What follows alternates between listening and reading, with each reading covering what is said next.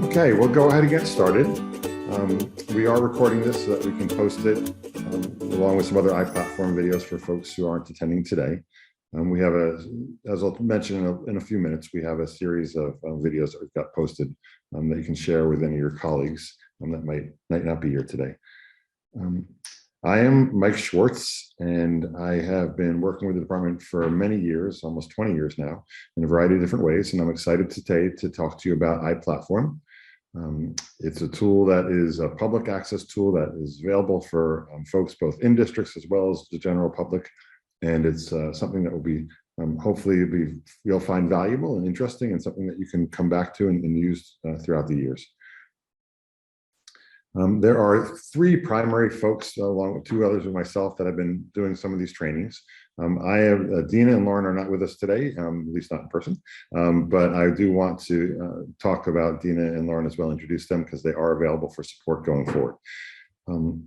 Dina is kind of the mastermind behind iPlatform. She's been working with the department for quite some time herself. Dina really brings together two wonderful experiences that enables her to be a leader for the iPlatform. She has decades of database and technology experience, so she really understands data and how to manipulate data and look at data and pull data together. She also really has a strong understanding for K-12 education. Dina's been working with the Department of Education for, again, quite some time and really understands the New Hampshire education workspace. So Dina's been able to pull together her knowledge of technology and data and her knowledge of K-12 education policy and academic indicators, different indicators, and use that to develop iPlatform. One of the things that Dina has been able to do is she's got iPlatform originally iPlatform was developed by a third party and was hosted by that third party. Dina has now taken that inside New Hampshire.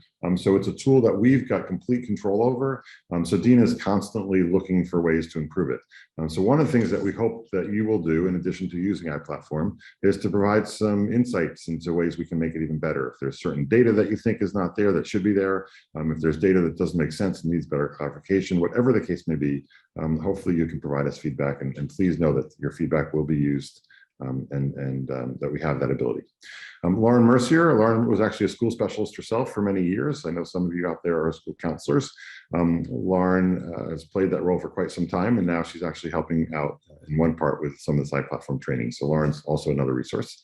And then myself, I mentioned I've been working in the department for over 20 years now, primarily in data. I've got did some teaching work myself. I've got a doctorate in education, so I'm also, like Dina, being able to pull together both that data and technology as well as K-12 education experience in one place.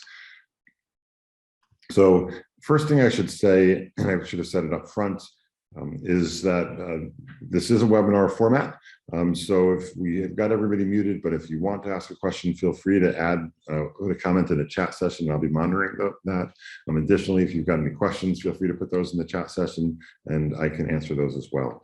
So by all means, we look for this to be as interactive as possible. So do feel free to ask questions as we go forward. So I'm going to break this down into kind of four components here, five. The first is to just give you an overview of what is iPlatform, why did we do iPlatform, what's it really all about.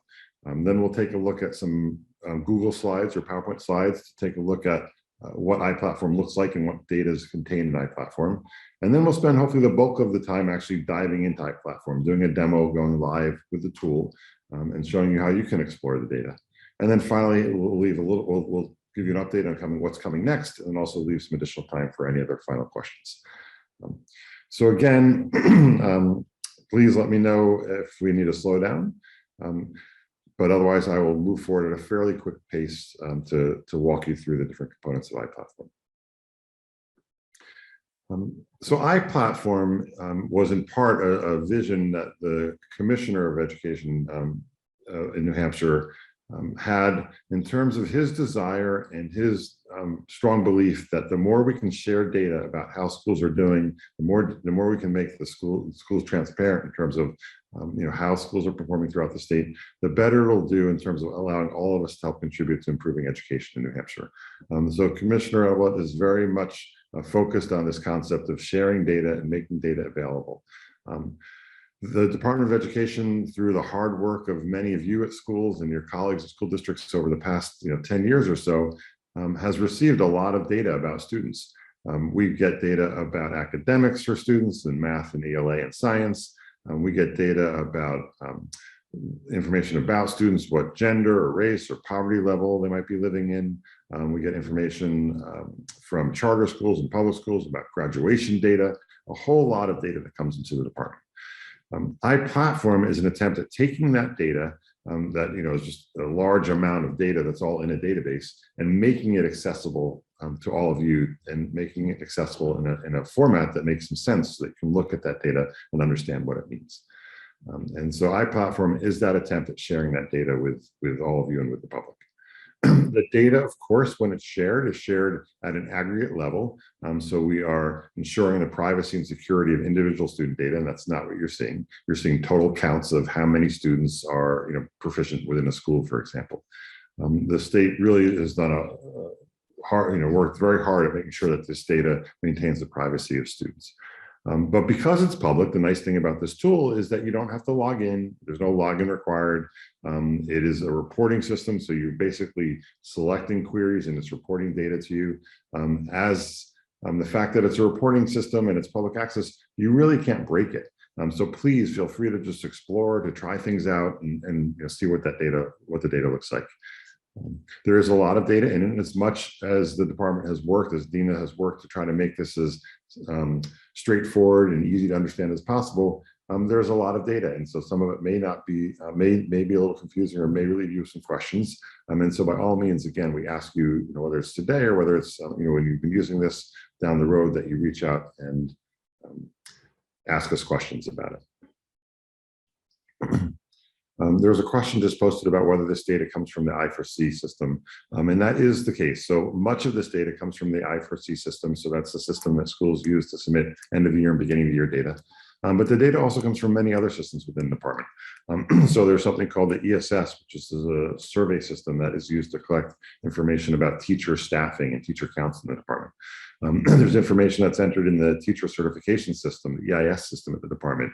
And so that data about teacher certification is included in the warehouse, or in this iReport and iPlatform. There's information from special education. So there's information from a variety of different sources within the department that's all pulled together in iPlatform.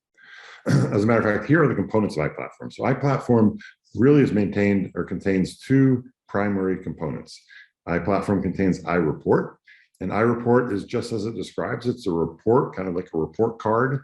It's a report of how a school or a district has been performing. So just like you might get a report card for a student about how your student is doing in terms of their academic performance or their attendance information or their behavior within the school, this report card is very similar, but for a school or for a district. And it includes information such as achievement information, which is using the state assessment test. And we'll talk a little bit more about that later. It includes finance information that is submitted to the department about the revenue and expenses within a school. It includes college and career information. So where are your students going to college, in-state or out-of-state, 2-year or 4-year colleges? What percentage of your students are going to college, as opposed to maybe going directly to the workforce. So this report, iReport, gives you that report, that snapshot of how a school or a district is doing. The second component is iExplore. So iExplore does kind of what it says. It lets you explore. So rather than looking at a given school or a given district, it lets you explore an attribute, for instance, cost per pupil. So how much is a school spending on how much cost per pupil is spent within a school? What iExplore lets you do is look at schools across the state and say, okay, for this cost per pupil, how does that compare throughout the state of New Hampshire? Or it lets you explore the correlation between two variables. Is there a correlation between cost and performance? How well students are doing on a state assessment test? So it lets you explore information across the entire state, looking at schools across the entire state. Both of these, we'll talk a little bit about what they look like. Both of these you get to through the New Hampshire Department of Education website. And actually, I'm going to escape out of this presentation for a quick second and just show you, if I go to a new tab here. If you just Google iPlatform NH, iPlatform NH, this will bring back, likely right at the top, a link to iPlatform in New Hampshire. Click on that link, And that brings you to a page where you can then run or go into iReport or iExplore. There's also a piece called iDefine. I didn't mention that, but iDefine lets you go to what's called a data dictionary, which helps you define what the different elements are throughout the iReport and iExplore. So for example, if you weren't sure, what does cost per pupil mean? What's included in cost per pupil? That you look for to iDefine to understand to the definition of that. So when you go to the launching page, as soon as you launch iReport, that's going to first page it's going to bring you to is a page that lets you select the school or district. As I said before, iReport is a report card about a school or district. So the first thing you need to do is select the school or district you want to look at. You can search. So if you're not sure what the school is, or maybe you're a parent and you're coming to New Hampshire the first time and you're interested in looking for some schools in a certain town, you could select that town and then see what schools are in that, and then look for the report for that for any one of those schools. If you know the school, you can actually go to the drop down of schools right at the beginning and just type in the first few letters, and that'll bring that school right up to you. Once you've selected the school, then the next page actually brings you to, oops, I went too fast, brings you to the iReport. And both iReport and iExplore have a similar format. They have tabs along the top, and those tabs allow you to tab through the different components about the report card. So the achievement information, or the student growth information, or the school environment, looking at things like suspension information. So you can click on any one of those tabs, and that'll bring you to that information about the school or the district you're looking at. iExplore is very similar. It's got a set of tabs at the top, and you can do different functions by clicking on any one of those tabs. The first one brings you to what's called the Exploring tab, and does just what I talked about earlier. It lets you explore something like cost per pupil across the entire state. It also, as I mentioned earlier, lets you explore that indicator like cost per pupil compared to performance across the state. And so we'll go through some of these examples in a few minutes. There are some recent enhancements. So if you've seen iExplore, iReport in the past year or two, I just want to point out some of the enhancements. One is that the IDEA data, which is data about special education students, has now been included. There's information about blue ribbons recognition. So you might have actually seen on the top of this page is a little blue ribbon symbol, or the US presidential symbol. That is now reported on the blue ribbon schools. So you can see them and they can get recognition for their good work. There's information to do grade level comparisons. So this is a new feature. So now you can compare, you might see how students are doing in your middle school, but this allows you actually to see how school students are doing in your 7th grade, for example, and how do they compare to 7th grade students, throughout the state. So a variety of pieces of information, some more charter school data, some information that lets you jump between iReport and iPlatform, or the ability to do that. There's a lot of hover or pop-ups, so I highly recommend you move the cursor around the screen and you'll see some information pop up about how schools are doing, or popping up that gives you more detail about the school. And a few other items as well. Great ability to print out your report cards if you want. So what I'd like to do now is I'm actually going to do a live demo. So I'm going to escape out of the PowerPoint presentation, and we are going to flip over to iPlatform, and we're going to first take a look at iReport. So as I mentioned earlier, when you go into iReport, the first thing we have to do is select a school or a district. For the purposes of this demo, I'm going to go ahead and select Portsmouth Middle School. So I know the school, so I'm going to click on that drop down of all the schools, and I'm just going to start typing in PORTS for Portsmouth, and you'll see it now limits it to schools that begin with PRT, and I'm just going to choose the middle school. You can choose the school year too, and as of right now, the latest data we have is for the 2021 school year. And we'll talk a little bit, we'll talk a little bit later about when that data comes in. But as most of this data, for the most part, is lagged 1 year. So you typically have data for the prior year put in any given calendar year. So the first page you come to is the profile page, and this basically gives you a profile of the school. Where is the school located? So here we see it's located in this part of the state. It gives you information about total enrollment count. Gives you information about contacts, so who's the principal of the school, for example. And then it gives you a breakdown of economically disadvantaged and some of the race and students with disability, and information about what percentage of students fall into those buckets. As I mentioned earlier, you can hover over some of these things. So if I hover over student enrollment, for example, it then gives you a breakdown over the past 3 years. So now you can look longitudinally. what did the student enrollment do for this school? And it turns out in this school, it's been fairly stagnant. It's gone from 531 down a little bit, back up to 525. Similarly with the student populations, you can click on that, and that also will bring you a breakout of that population over the past few years. So it lets you look at economically disadvantaged. We see, for example, drop from 22% down to 16%. And that may in part be a factor of the pandemic. Some of you, again, working as a school counselor, you may be aware that for many schools, because free and reduced lunch or lunch was frequently offered to the entire student body during the pandemic, it meant that some schools had a harder time identifying who their free and reduced students were. So that may be a real drop, or it may be something that goes back up as that no longer happens in the future. The other couple of things I want to point out is you will see throughout the systems, you might sometimes see an NA or a star N. You also, rather than seeing a number, might see a less than 10 or greater than 90. These, again, are things that are put in place to help protect the privacy of students. So a star N, for example, indicates that there's so few homeless students, but we really can't present it to you. Especially because you could put that, you might be able to put that in conjunction with academic performance, for example, for homeless, and know how a given student performed. So that those NAs or N star Ns are done to protect students, as well as this idea of less than 10%. So we're not showing you the exact percentage.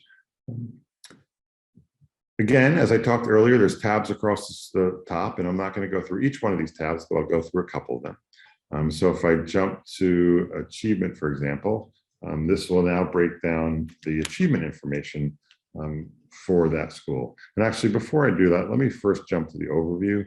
The overview page gives you, as it says, an overview of the different functions or the different characteristics. So achievement, you see achievement, and here's the achievement overview. You see educator profiles, that's the educator overview. You see school environment, that's the environment overview.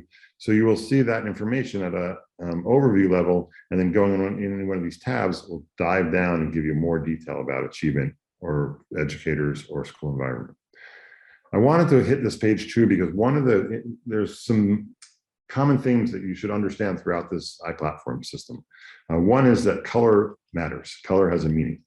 So in this case, light blue means that you're in the top 25% of schools across the state for that indicator. So for example, ELA proficiency, this is saying that 66% of their students are proficient in English as measured by the state assessment test.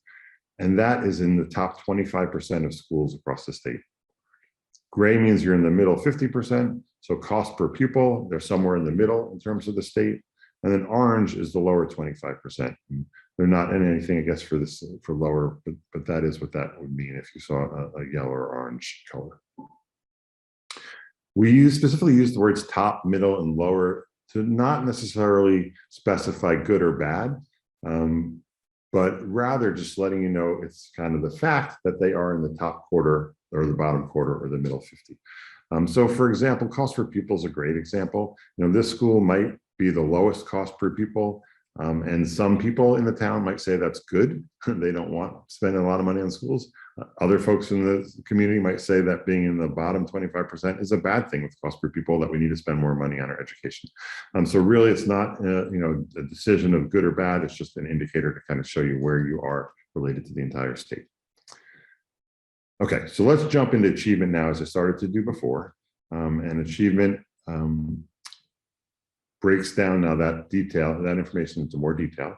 Another common theme you'll see throughout most of these tabs going forward is that you'll see similar sections. So you'll typically see in the top left corner overall information about whatever you're looking at, achievement or suspension or teachers, educators. And so this here is telling us overall, how did the students do in English, math, and science? So 66% of the students were proficient in English, 52% of the students were proficient in math, and we're looking again at Portsmouth Middle School, and 51% of the students, I'll try to make this a little bit bigger for you, were proficient in science. Thanks for that request, by the way, somebody asked to make that bigger. The second thing you'll typically see is data in context. So overall data in context allows you to see how does that information compare within your school, to your district, to the state. And so here we can see, for example, 64% of the students were proficient in ELA.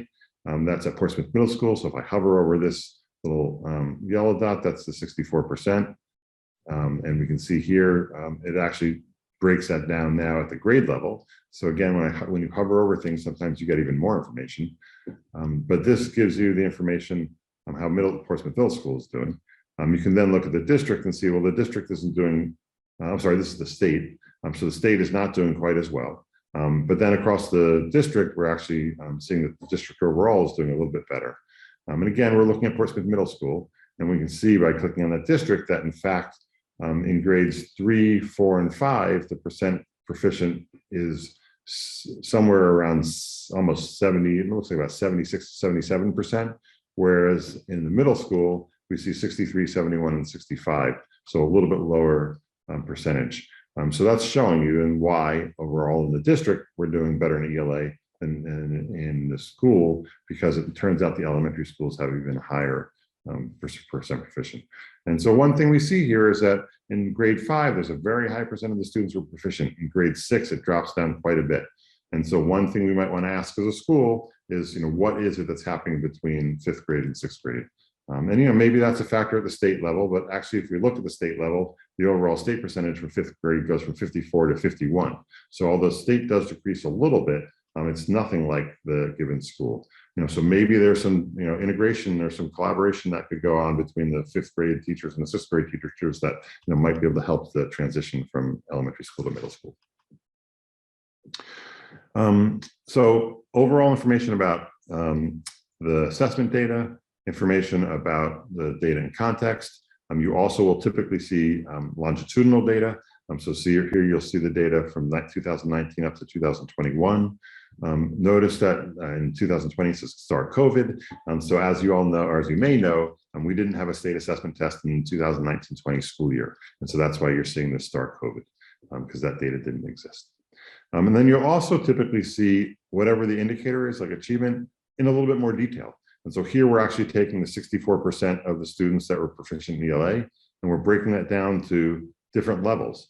And I imagine most of you on this webinar understand the assessment test, but if it helps a little bit, I'll just briefly say that there are 4 levels for the state assessment test. So whether you're taking the NHSAS state assessment in grades 3 through 8, whether you're taking the SAT in high school, there's 4 levels for each student that they could end up on. And level 1 is the lowest. That's where you're really struggling. Whereas level 4 is the highest, where you are really on track to college and career. You're going to be ready for college and career, and you're really doing well. 3 and 4 are considered proficient. 1 and 2 are considered not proficient. And so again, 64% were proficient. What we actually see is that 38 plus 28, that's 66%. And I'm not exactly sure why that's a little bit higher than 64. I'm gonna have to look at, oh, I'm sorry. 64 is the target. The actual percentage of students when I hover over this bar is 66%. So 66% of the students in Portsmouth were proficient. And again, that's 38 plus 28 is 66. And so we can see here, although 66% of the students were proficient, there's still quite a large percentage of that, and majority of them are level 3. So there's still a lot of additional improvement that the school can be doing to help those students get even stronger. And of course, the 13% are students that you really want to help focus on because they're really struggling. I mentioned the target here. The state had to define, based on federal law, targets of what their goal was for the entire state in terms of getting people proficient. And so you'll see that Portsmouth was a little bit higher than that target. That target is 64, and Portsmouth, in fact, was 66%. But then again, you'll see that although the target was 64, the state average was quite a bit less than that. It looks like it was about 53 or 54. Also on this page, I'll just mention it quickly, is there's information about participation. So you can see what percentage of the students participate in the state assessment test. There's information about English language learners. And so Portsmouth's got a very small population for the English language learners, but certainly if that's something that's got a population in your school, you want to be taking a look at that as well. Okay, a couple other quick things. As I mentioned, color matters. Red is always ELA, blue is always math, and green is always science. So as you can see here, those same colors, green is science, blue is math, and red is LEA, or ELA, excuse me. So you'll see that common theme as well. You also see the same colors whenever you're looking at things in context. So let me go through a couple more tabs, and then I will move on, because the purpose of this isn't to walk you through everything, but really just to kind of get you started so you can take a look at the system as well. So I'm going to jump to environment. So environment has 3 indicators. So before we were looking at achievement had the indicators of math, ELA, and science achievement. Environment has indicators that include in-school suspension, out-of-school suspension, expulsion, and then also includes class size. So how big is the class? So here we see the overall data. And as you'll see, there's fairly low suspensions in Portsmouth Middle School. And really across the state, we typically have fairly low suspensions. You also see it over time. And what we can see actually here is that over time, the suspensions have dropped quite a bit to 2021. They were much higher in 2019 and 20, dropped quite a bit in 2021. Expulsions have been very low for that entire time. And then in context, just as I mentioned before, lets you see how does the suspension or expulsion information compare between the district, the school, and the state. There's a question, yes, there's a comment actually about the suspension information and the drop, and you are right. I mean, the comment was that the suspension probably dropped because of the pandemic, and that is absolutely right. For most schools, students weren't in school for most of the 2021 or 2020 school year, or really 2021. And so that's why you see the suspension information drop quite a bit. We will have to see, schools, many schools have commented on significant behavior issues this year as students fully engaged again. And so we'll see where that comes out this year. And that's something that, certainly if it pops up above the starting point, it's something that we'll want to keep a close eye on and make sure that the schools have the resources to help support that. And support, ensure that students are getting the supports they need. Okay, let me just go to one more or 2 more. Two more. I'm going to do educator. I'm going to do finance. Actually, I am going to skip educator. I'll just be real quick and just say here the indicators include classes taught by certified educators. So not all educators have to be certified in the area where they're teaching. They have to be for the majority of their classes, but they can teach a minor assignment in an uncertified area. And this just shows you that information. It shows information about experience. So what percentage of teachers have been teaching for at least 3 years in New Hampshire effectively. And then also has teacher salary and some other information. I want to jump to college because some of you as school counselors may be working at high schools, and this might be of interest to you. So for college information, so one of the things this is also going to let me point out is that we're looking at a middle school. So college information doesn't really make much sense. And that's why when I click college for Portsmouth Middle School, it says, please select a different page or a relevant entity. So what I'm going to do is I'm actually going to change my school list. Instead of choosing Portsmouth Middle School, we'll go ahead and choose the high school. I'm going to choose the high school here. I could have left it on the district, but that's okay because the data will show for the entire district, which includes the high school. But here we can see the high school information. And so for college, we include several indicators: the 4-year and 5-year graduation rate, post-secondary enrollment, and also the dropout information. Just like we saw before, you see the overall information here. You see information longitudinally over time. And you see information in context. So those 3 themes are pretty consistent through most of these tabs. The 4-year graduation rate basically says what percentage of the students should graduate or did graduate within 4 years. We know some students will take a little longer than that, which is a totally fine thing. So we also want to make sure schools are able to identify what percentage of students are graduating within 5 years. Post-secondary enrollment. So the state has interfaced with an outside organization called the New Hampshire Clearinghouse. And that is a clearinghouse that collects data about student enrollment in colleges throughout the country. So between that plus information we get from local New Hampshire schools, we're able to give you information about enrollment in college. So that's also something that's helpful.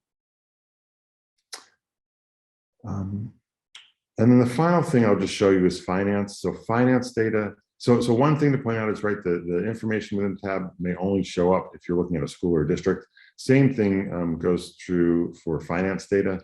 We're looking at a school right now, and so there's very little information because the state actually collects finance information at the district level, not at the school level.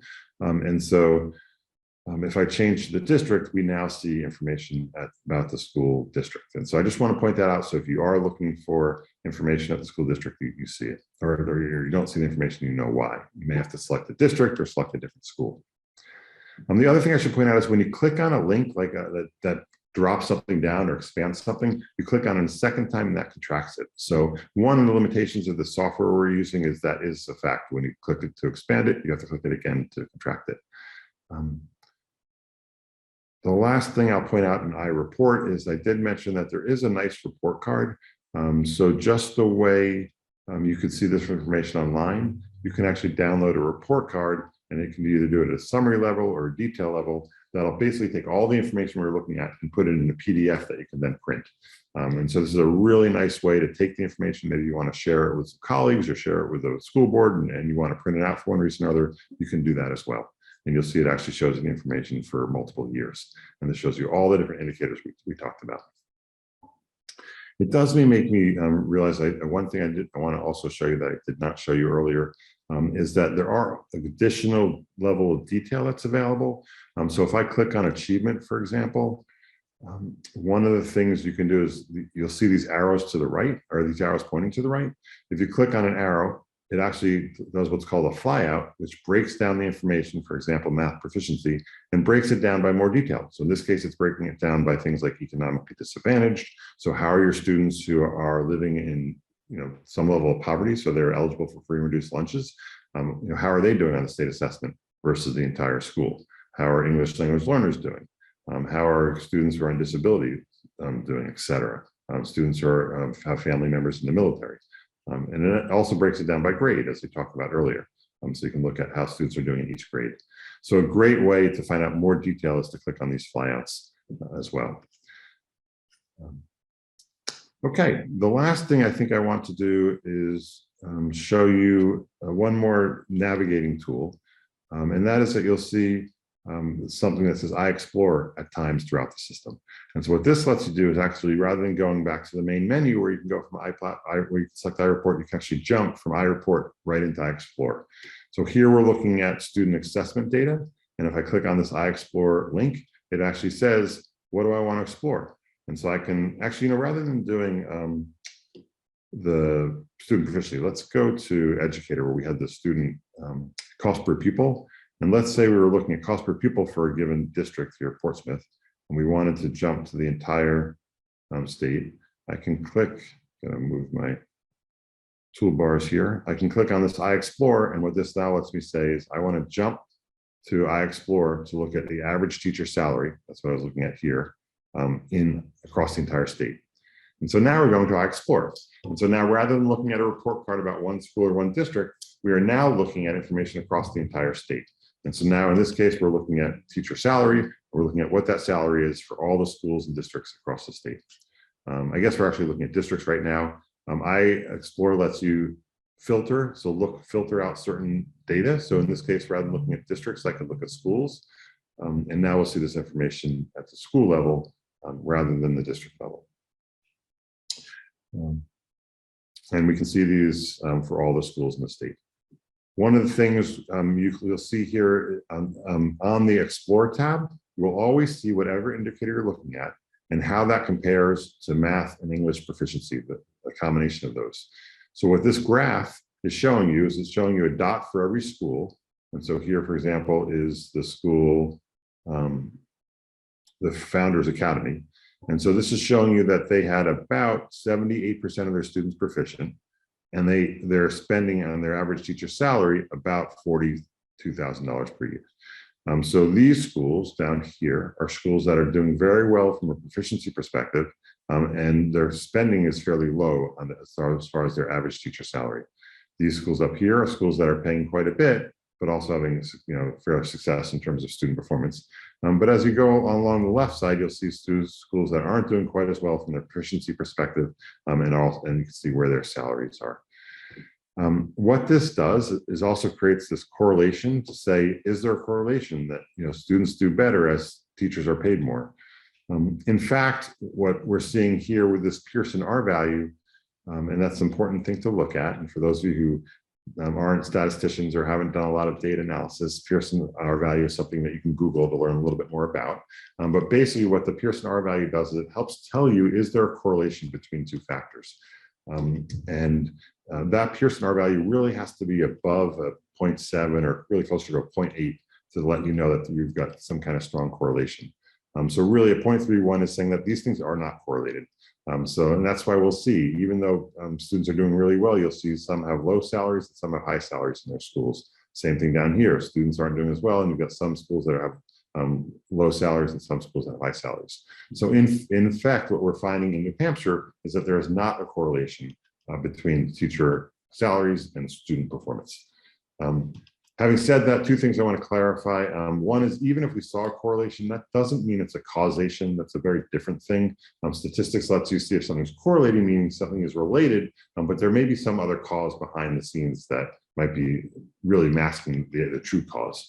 So maybe, even though there's a relationship, there's also might be the correlation may be more related, or the cause may be more related to poverty or parent education or something else.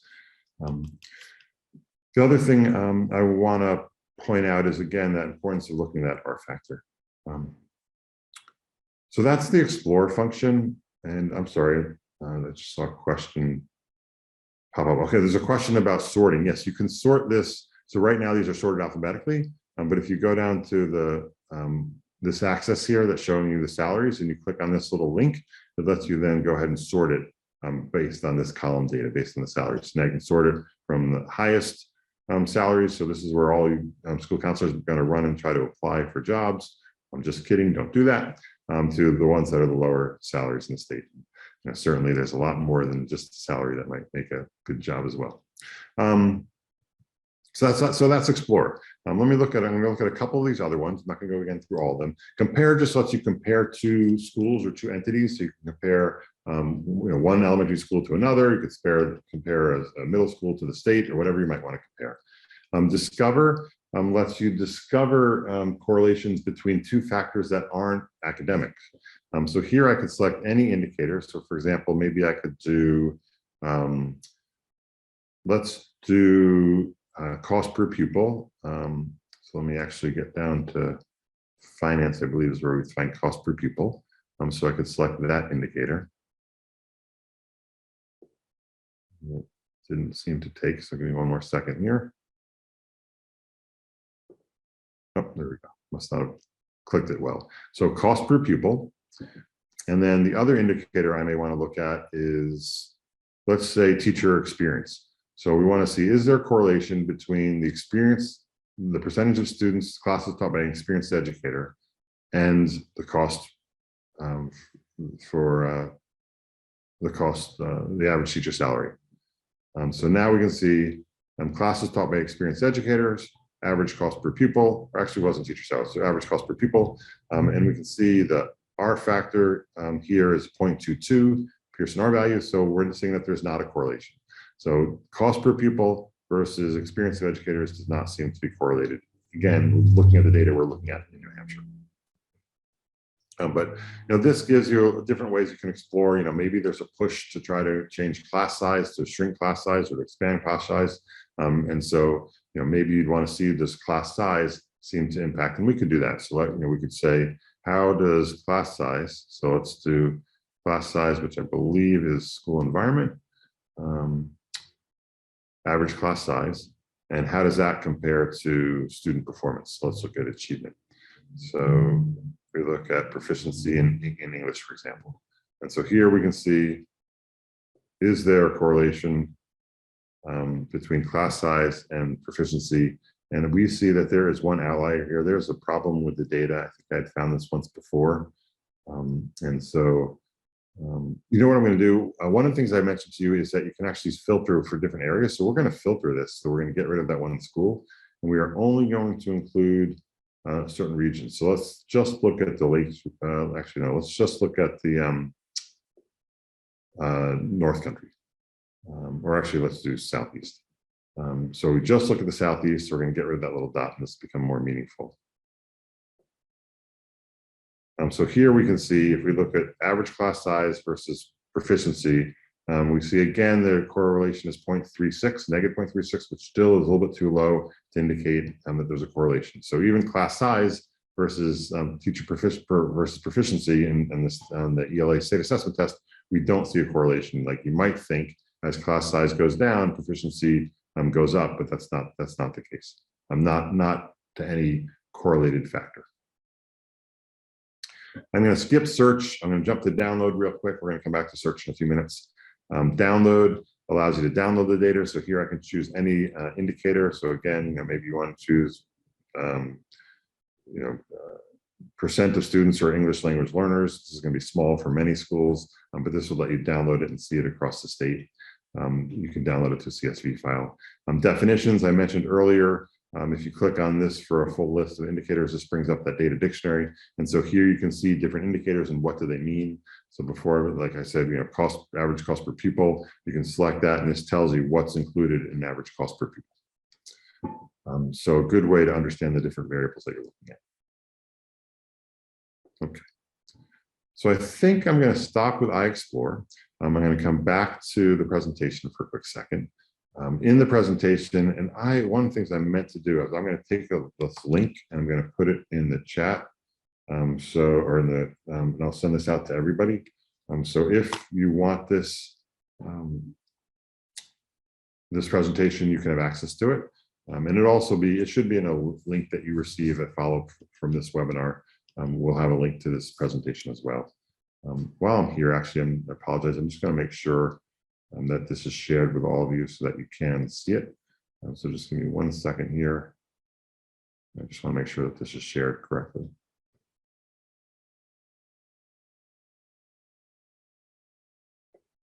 No, it's not. So give me 1 second here. I'm just going to make sure anybody can get to this link. I'm going to copy the link. I'm actually going to paste this to make sure you've got the right link in here. And again, this should be the sharing link. Okay, so going back to the presentation, I do have a few slides in here that walk through some of the different things I showed in this demo. So feel free to refer back to the presentation to see some of the things we looked at. But what I want to do now is just talk through a few scenarios. So give you an idea of, okay, what is it you might do with iPlatform? How might you think about this as you're thinking about questions within your own schools? So here's an example, 5 examples, and we'll walk through these fairly quickly. The first one is you're interested in learning how students on IEPs performed in your school district, and how did that compare to the state? So maybe your school's looking at your supports for students on IEP, and you want to see how they're doing. Again, you're thinking about a school and how did your school do? And so I would probably first go to iReport. We're thinking about achievements. So we're thinking about how did our students do? And let's see if I specifically said English or math. It didn't say, it just said how they performed in general. So I could look in English, for example, and I could see that although 66% of my students, actually we're looking at the district, so 73% of the students were proficient in ELA. For students with special needs, it was 30%.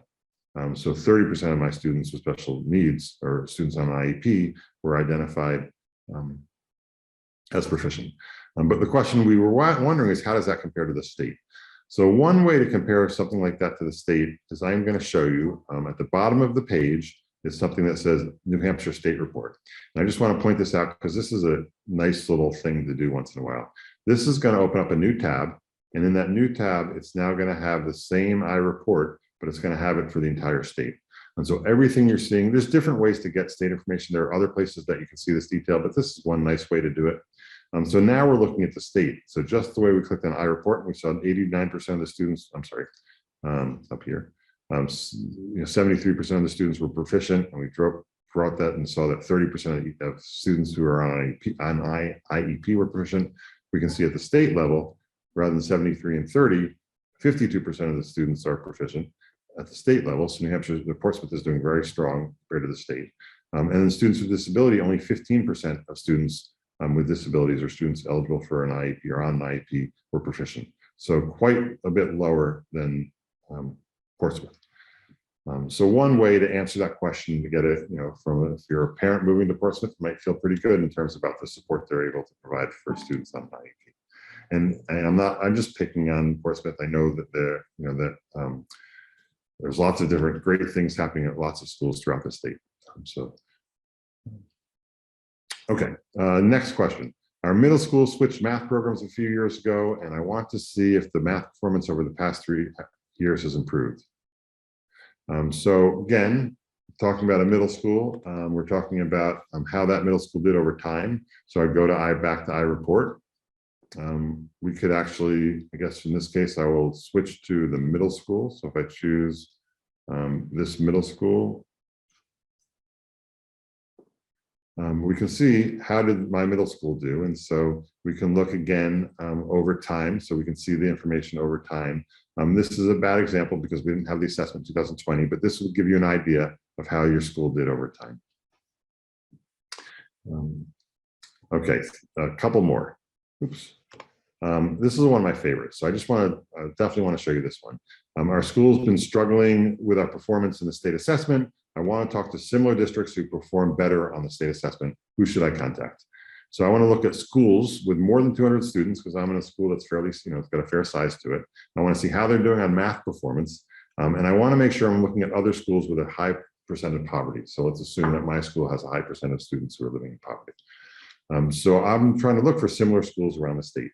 So we're talking about schools around the state. So I'm actually just going to go to iPlatform NH, and we're going to go back to iExplore because now we're talking about schools, looking at schools across the entire state, not one given school. This is where you can go to that search function. So one of those tabs was search, and what search lets you do is search for information across for the entire state. So as I mentioned, as this question was asking, we were looking for performance on the state assessment tests. So if I look at proficiency in math, and this is now showing me across the state. If I look at schools, here's how schools did across the state. And you see these are the top performing schools in terms of the percent of students who are proficient. And you can see where it goes down to schools that have not quite as many students who are proficient. But these are all the schools in the state. One of the things we said we wanted to do was look for economically disadvantaged schools, or schools with high populations of economically disadvantaged students. And we wanted to look at enrollment. So let's just take those two factors. You could add another one too if you wanted.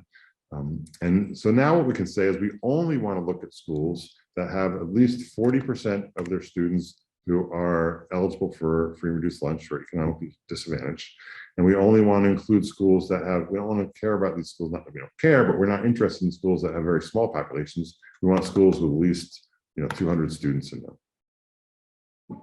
And so now we can see here are some schools that have a significant percentage of their students who are living in poverty in terms of eligibility for free and reduced lunch. And we can see they're all fairly sizable schools.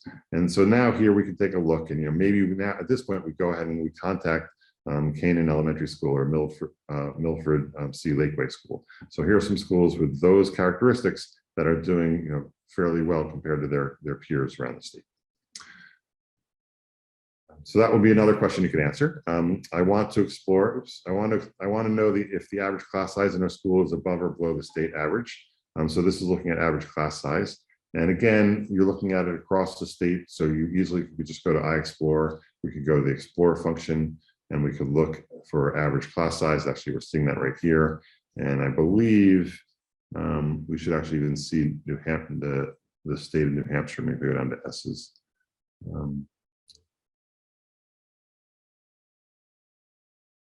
Nope, I guess I don't see state of New Hampshire right here. I thought we did. But we could also, let me just make sure I'm not, yeah. We could also do a compare. So here we can compare, and I'm pretty sure we can compare that indicator between a given school and the state of New Hampshire. So now I can take an indicator, and I think, I can't remember what I just said, we're supposed to be looking at cost per pupil or whatever it is, and we could look at that at our school, which is in blue, versus the state. Finally, perhaps my principal wants to know if schools who have more experienced educators spend more dollars per student, and actually we looked at that one earlier. So that was one you could do through the ability of looking at correlations, and that was done through the Discover tool. So I think that hopefully gives you a good overview of what iReport and iPlatform is all about. Let me just come back to a couple of slides here, and I will wrap it up. I appreciate everyone's time. So if I come back to the presentation, a couple more things I want to point out. One are just some hints. So this, again, you've got access to this presentation. As you're looking at iPlatform, remember some of the things we talked about, blue, gray, and orange represent top, middle, and lower quartiles. Things like the question mark provides more information to you. If you're in a drop down, you can start typing a few letters and it'll jump to that right thing. The ability to download reports, the fact that you can hover over things to get more information. So just some helpful hints that might be valuable for you. Please know that coming this June, we're going to have some additional dashboards that give you more information about your state assessment, about the state assessment test. So it's going to break down more information about what students are taking the test, more information about how students are moving from one level to the next in the state assessment test. So that should be really valuable. Next year, in November, December, and this is where I mentioned we're going to talk about the rollout of timing of when data comes out. So next November, we will be loading the data for the 2020-21 school year. So expect that to come out in November. Typically, we'll have the achievement, environment, growth data. It may take a little while longer to get some of the finance data because that is submitted by schools a little bit later in the year. We've been doing a lot of these trainings. We'll be doing more. So please keep your eyes out for trainings if you're interested. Most of these videos are recorded. We don't post them all because some of them are fairly similar, but there are recordings out there that you can get in terms of providing this type of overview. So we do encourage you to share that with your colleagues. Last thing I want to put up here is our contact information. By all means, as I mentioned, please, if you've got questions anytime, let us know. If you're struggling with things, let us know. If you have suggestions for new items, please let us know. You can reach out to us through email. I've got my phone number there as well. And we certainly welcome questions anytime.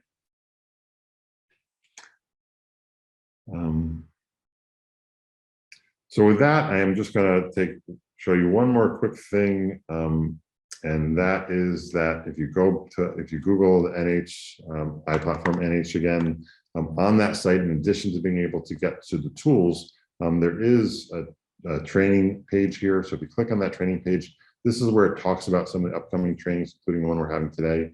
This also has links to some of the videos. So this is a great resource if you do want to look at a video or see what other trainings are coming up in the future.